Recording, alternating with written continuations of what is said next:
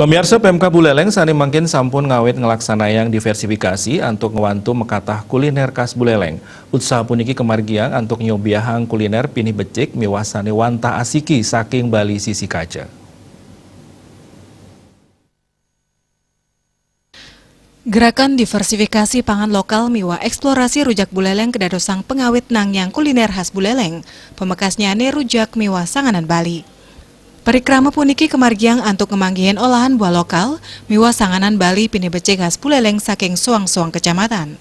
Tios punike parikrama puniki kedadosang pengupaya nincapang nilai jual beli ring usaha mikro.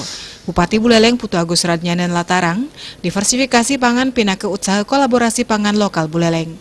Kewentenan hasil pangan inuca pungkuran pacang kesayuben nganggen konsep pembukuan sane mauntang kuliner sobean khas Buleleng.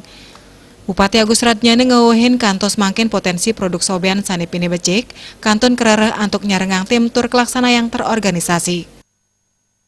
Kuliner lokal ya, kita sedang membuat sebuah dictionary ya tentang produk unggulan Buleleng, baik itu kulinernya maupun produk yang lain ya. Sedang kita dictionary. Saya mengajak pihak ketiga juga, si Gede Krisna untuk bantu.